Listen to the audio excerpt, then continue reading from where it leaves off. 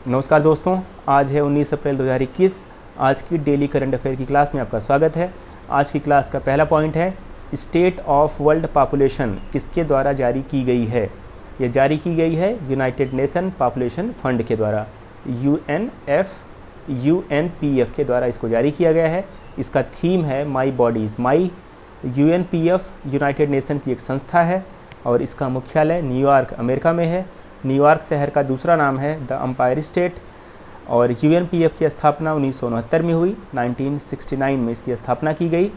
कुछ important report है जैसे वर्ल्ड इकोनॉमिक आउटलुक रिपोर्ट, इसको जारी किया जाता है IMF के द्वारा, इंटरनेशनल मॉनेटरी फंड के द्वारा जारी किया जाता है वर्ल्ड इकोनॉमिक आउटलुक रिपोर्ट। और ऐसे ही यूनाइटेड नेशन की एक संस्था और है जिसका नाम है फूड एंड एग्रीकल्चर ऑर्गेनाइजेशन। तो फूड एंड एग्रीकल्चर ऑर्गेनाइजेशन के द्वारा जारी किया जाता है फूड वेस्ट इंडेक्स। दूसरा पॉइंट, हाल में ही कोविड-19 से सबसे ज़्यादा प्रभावित भारतीय शहर दिल्ली है। दिल्ली शहर कोविड-19 से सबसे ज़्यादा प्रभावित होने वाला शहर है। और सबसे ज़्यादा प्रभावित होने वाला राज्य कौन सा है? ये महाराष्ट्र है। तो थोड़ा सा हम लोग कुछ तथ्य जान लेते हैं दिल्ली शहर के बारे में, दिल्ली के बारे में। तो दिल्ली के उपराज्यपाल अनिल बैजल हैं। 1912 में भारत की राजधानी को दिल्ली शिफ्ट कर दिया गया था। भारत का पहला प्लाज्मा बैंक ये दिल्ली में है। वृक्षारोपण नीति लागू करने वाला भारत का पहला राज्य भी दिल्ली है। और BSF, CRPF, Indian navy, Indian army, Indian air force, DRDO, इन सब का हेडक्वार्टर दिल्ली में है। और INSA ये शॉर्ट फॉर्म है इंडियन नेशनल साइंस एकेडमी। तो इंडियन नेशनल साइंस एकेडमी का हेडक्वार्टर भी दिल्ली में है। इंडियन नेशनल साइंस एकेडमी की स्थापना 1935 में हुई थी। और इंडियन नेशनल साइंस एकेडमी के फाउंडर थे लेविस लेट फर्मर। और इसके करंट प्रेसिडेंट हैं चंद्रिमा साहा, एक महिला हैं ये चंद्रिमा साहा। ये INSA की INSA की पहली वीमेन प्रेसिडेंट भी हैं। तीसरा पॉइंट है, हाल में ही केंद्र सरकार ने धामरा नदी पर 110 करोड़ रोपैक्स जेट्टी परियोजना किस राज्य ने मंजूरी दी है? उड़ीसा राज्य ने। उड़ीसा राज्य में केंद्र सरकार ने धामरा नदी पर 110 करोड़ रोपैक्स जेट्टी परियोजना को मंजूरी दी है।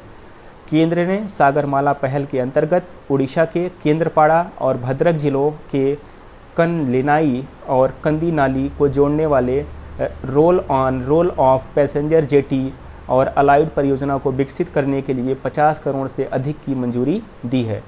सागरमाला परियोजना क्या है? सागरमाला परियोजना केंद्र सरकार द्वारा आरंभ की गई परियोजना है जो बंदरगाहों के आधुनिकीकरण से संबंधित है। चौथा पॉइंट, एशियाई कुश्ती चैंपियनशिप का आयोजन कहाँ हुआ? ये आयोजन हुआ था कजाकिस्तान के अल्मेटी शहर में।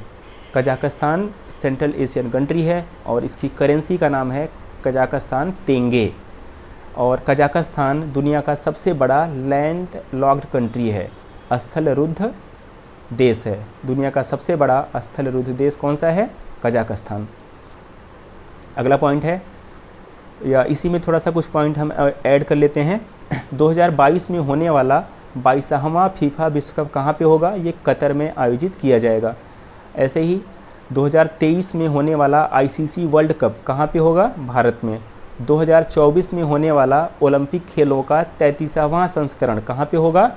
पेरिस, फ्रांस में। और ऐसे ही शीतकालीन ओलंपिक का 24वां संस्करण कहाँ पे आयोजित होगा? ये बीजिंग में आयोजित किया जाएगा, बीजिंग चाइना में।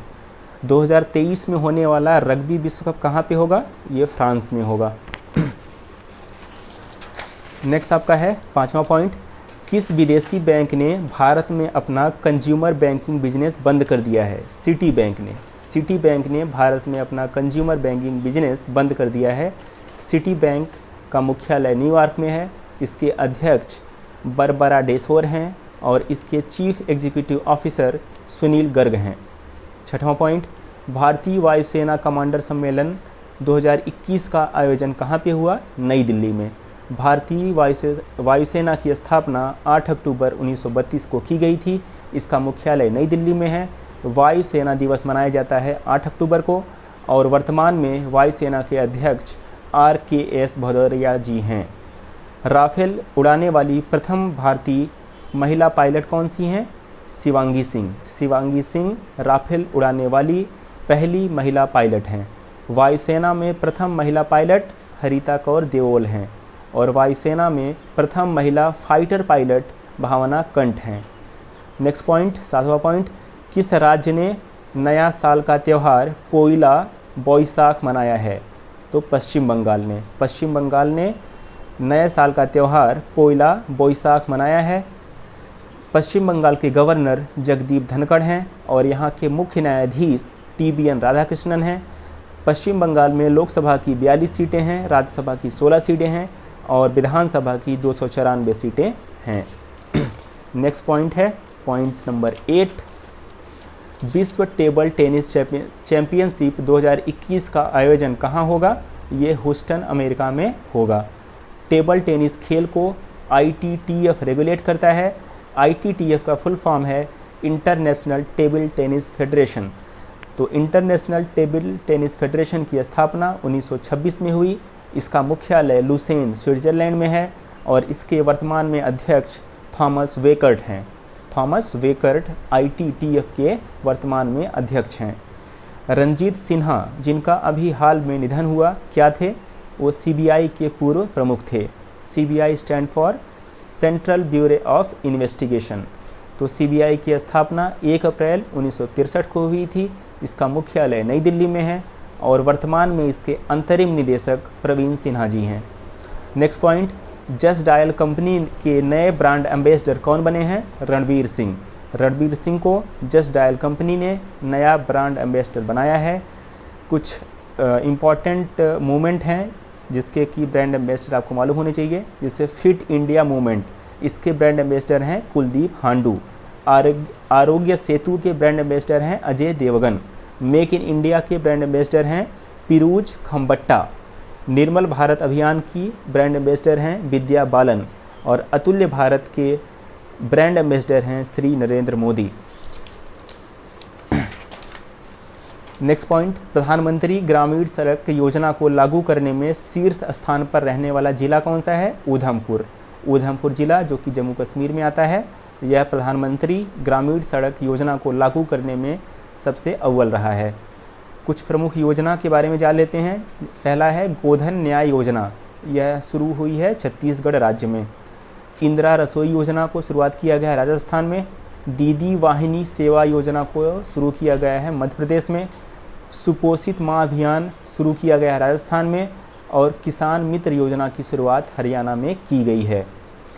नेक्स्ट पॉइंट है India's power elite class cast and culture revolution पुस्तक के लेखक कौन है? संजय बारू। जब श्री मनमोहन सिंह जी भारत के PM थे तो उनके मीडिया एडवाइज़र थे संजय बारू। तो संजय बारू साहब ने किताब लिखी है India's power elite class cast and culture revolution. कुछ प्रमुख पुस्तकें हैं और उनके लेखक, your best day is today, इस पुस्तक के लेखक हैं Anupam Kher. I am no मसीहा, इसके लेखक हैं सोनू सूद एवं मीरा अय्यर। ओह मिज़ोरम, इसके लेखक हैं PS Sreedharan Pillai. Overdraft saving the Indian saver, इसके लेखक हैं उर्जित पटेल। RBI के पूर्व गवर्नर उर्जित पटेल ने किताब लिखी है overdraft saving the Indian saver. An era of darkness पुस्तक के लेखक हैं शशि थरूर। नेक्स्ट पॉइंट है गुइलेर्मे लासो किस देश के राष्ट्रपति बने हैं? इक्वाडोर। इक्वाडोर देश के नए राष्ट्रपति बने हैं गुइलेर्मो लासो। तो इक्वाडोर आपकी साउथ अमेरिकन कंट्री है ना। कोलंबिया ब्राज़ील इसके पड़ोसी देश हैं और जो ये इक्वेटर होती है, मतलब जो भूमध्य रेखा होती है, ये इक्वाडोर से पास करती है। इक्वाडोर से, कोलंबिया से, ब्राज़ील, इन तीनों देशों से पास करती है इक्वेटर। साउथ अमेरिका महाद्वीप को सापो का महाद्वीप भी कहा जाता है। Tierra del Fuego, Tierra del Fuego द्वीप जो है ये दक्षिणी अमेरिका महाद्वीप का दक्षिणतम भाग है और इस द्वीप के दक्षिणतम सिरे को हम कहते हैं केप हॉर्न। ये इंपॉर्टेंट पॉइंट है। नेक्स्ट पॉइंट, PM मोदी ने डॉक्टर भीमराव अंबेडकर पर आधारित किन पुस्तकों का विमोचन किया है? तो पहली पुस्तक है डॉक्टर अंबेडकर जीवन दर्शन, दूसरी पुस्तक है डॉक्टर अंबेडकर व्यक्ति दर्शन, तीसरी पुस्तक है डॉक्टर अंबेडकर राष्ट्र दर्शन, चौथी पुस्तक है डॉक्टर अंबेडकर आयाम दर्शन।